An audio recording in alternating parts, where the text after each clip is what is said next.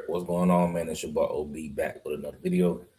As you can see from the title, we're gonna be talking about Kirk Cousins and Fernando Mendoza. It's May 19th. OTA started yesterday. They didn't have practice today.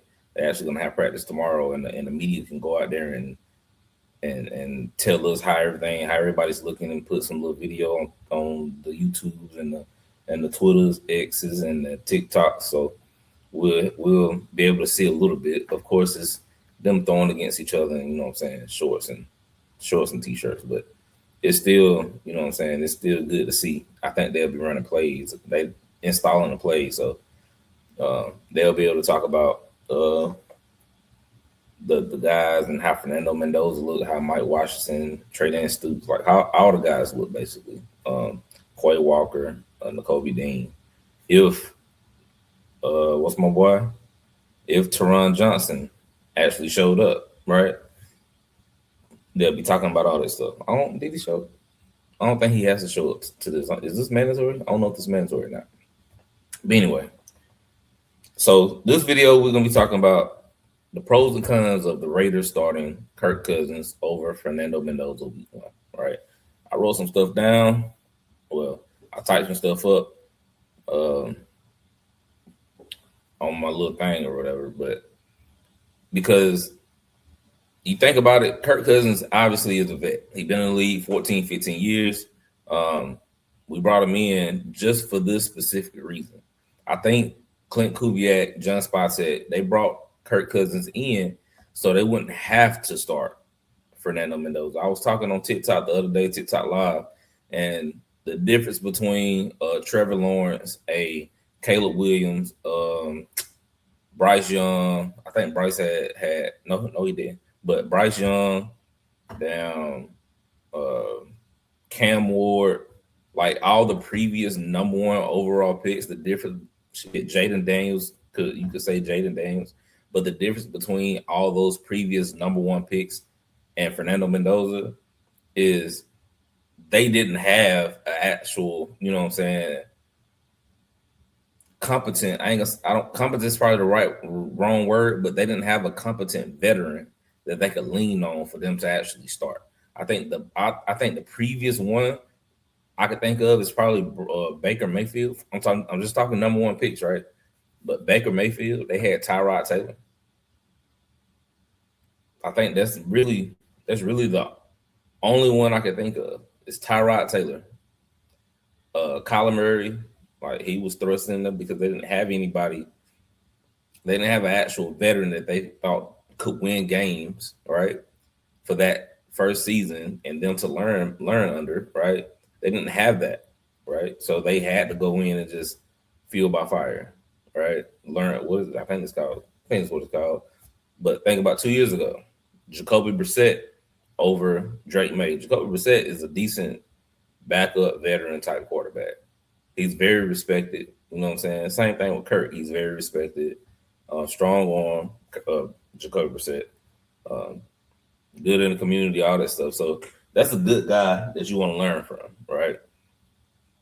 So you bring in a 14, 15-year vet, so you don't have to start Fernando.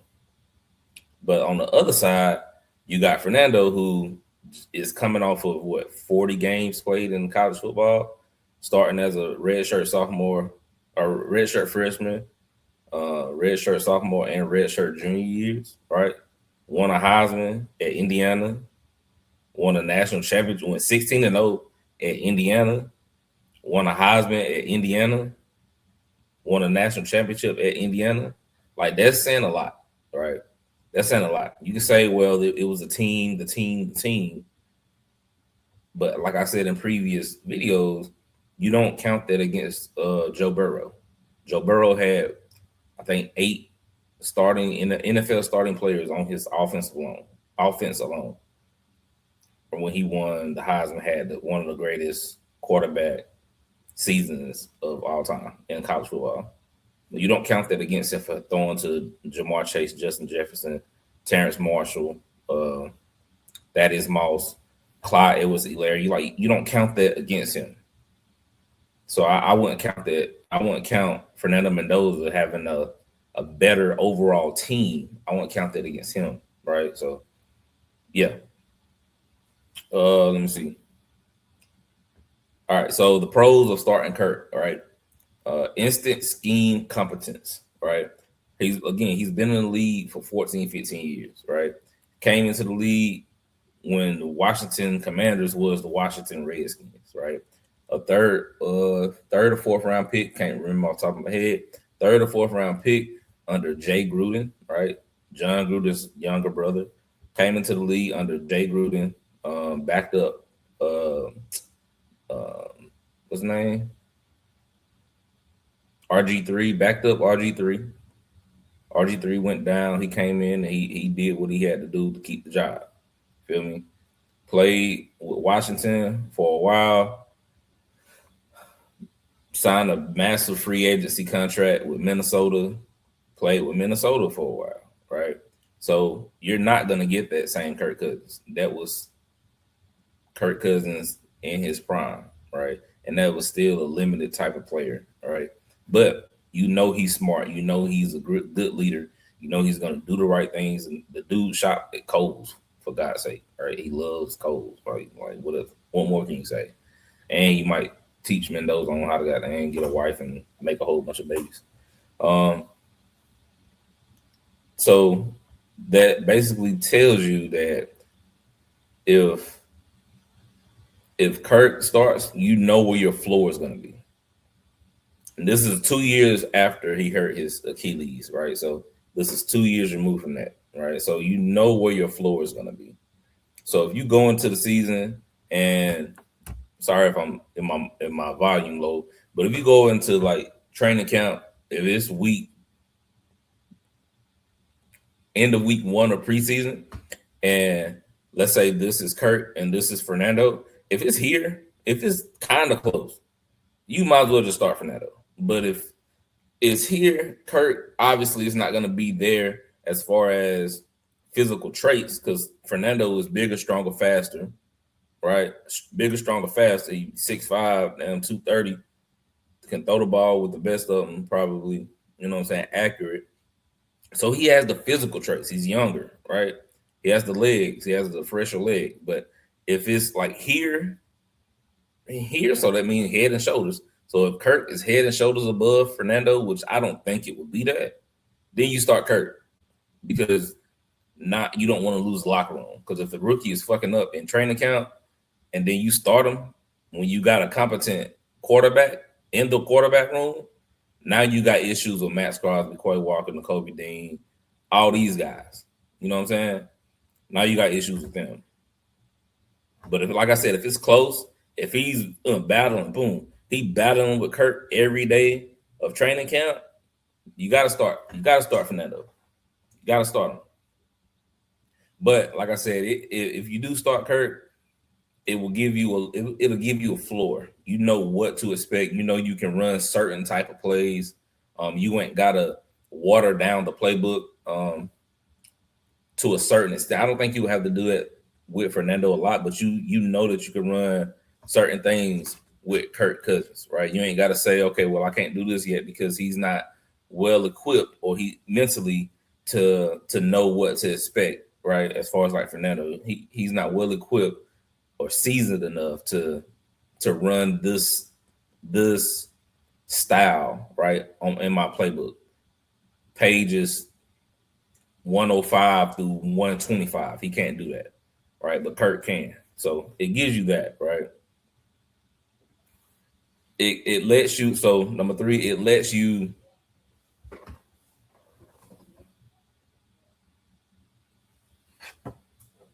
hold on, man. My bad, man. My bad, y'all. I had somebody come to the door. I don't even know what I was talking about.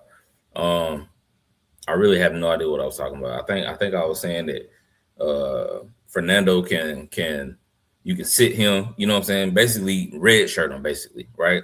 You give him a red shirt year, but then if you give him a red shirt year, which is good. I don't think that's bad. I don't think it's a bad thing to give a quarterback a red shirt year. But you know, in 2026, People want instant gratification, right? They want the right now, right? Am I patient enough to wait on Fernando? I am. Would I rather see him play week one? Hell yeah. I want to see I want to see him play week one. I'm not even gonna lie. I'm not even gonna hold you. I want him to play week one.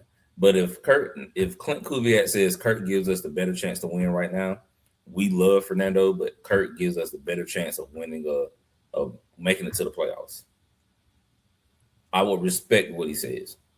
I would respect it because he actually in the building. He's an actual offensive mind that I respect. If it was Josh McDaniels, all right, come on, what the fuck going on? All right, this can't be serious. But yeah, I don't know if that's what I was talking about, but I'm gonna finish that with that. All right. So the cons, right? The cons with starting Kurt over Fernando, you're not really, you don't really get Fernando that game experience. That makes sense. You don't really get to give him that experience of playing in the game. So I was in the military. In the military, I forgot what it's called, but it's at the end of basic training, like the last week and a half, but I think like 10 days before you actually graduate, they put you in this thing. I was in the army, so you got this thing called shit, what it's called? Nick at Night. It's called Nick at Night. So basically, what they're doing, they say they firing live ammo. I don't know if I'm pretty sure they're not, but now they're not. Pretty sure, like back in the 80s and 90s, I'm pretty sure they was doing that. But it's called Nick at Night. So basically, what you do is you go to this big ass field, right? You go to this big ass field, and you have to actually be. It's basically like you in a field and they're shooting live rounds. You got to stay on your belly. You low crawling the whole time, and it's probably like the length of a football field. You low crawling from one end of the field to the other end of the field. There's little burns or whatever that you can hide behind, like to take a break, but you got to get your ass from one side to the other, and it sounds like fucking war, right? It sounds like war. I've been in that, right? In basic training. I actually went to Afghanistan and the shit's totally different. You get what I'm saying? So do you get the comparison that I'm telling you? So practice and training camp, preseason, that shit feels like it's the same. But once you actually in the shit, excuse my language, all this cousin, but once you actually in the shit, it's totally different, bro. Like it's nothing like being in it. You feel me?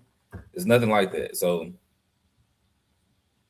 that's the con you get, right? You have to wait a year for him to actually get his feet wet, so to speak, right? Unless you just do it at the end of the season, but then you just canceling the season for the second year in a row, which I don't want to do that. Just let him learn first month, and actually the first month's games. I don't want to get into that because we already talked about that. But the first month's games really not that bad. You got Miami Dolphins, you got the New Orleans Saints, you got the fucking Kansas City Chiefs, and you got the Los Angeles Chargers. Those 4 teams, except for the Chiefs. The Chiefs is week 4. Steve Spagnuolo, like that's a tough defensive matchup. So those first 3 games, I don't think they're gonna be that tough of a defense, right? You're gonna face way tougher defenses against the Rams, the Denver Broncos, the Seattle Seahawks. Like those games coming in the middle of the season. So if you are gonna start Fernando Mendoza, you might as well do it those first 3 games when the defensive teams aren't really that amazing, if you get what I'm saying, right? So I mean that was 2 of the things I was wanting to talk about as far as like cons. My opinion, I say you start him. Go ahead and start him week 1. Unless he just looks like shit. If he looks terrible in the preseason, if he's stumbling over himself, stumbling over his feet, which I don't think he will be, if he can't read the coverages, which I don't think he'll have an issue with that, like drastic, you know what I'm saying? He might get stumped a couple times because he's a rookie, you know what I'm saying? Even the veterans, even Aaron Rodgers gets stumped sometimes. He's gonna throw interceptions, right? He might not look like an all pro this first year, right? But it's a learning curve, right? It's a learning curve. You gotta see what you have in this guy, man. You might as well see what you got in him.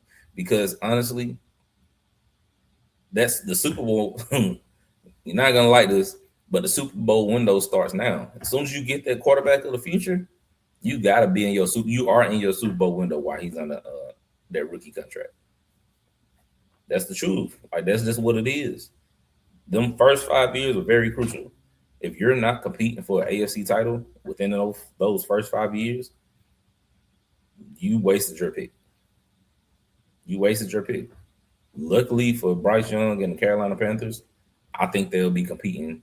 I don't think they're gonna win the NFC, but I think they're gonna be making it, you know what I'm saying, far. Because they was just in the playoffs last year, so they got beat by the Rams. So I think they'll be back this year. But yeah, man, that's my little spiel. Let me know what y'all think.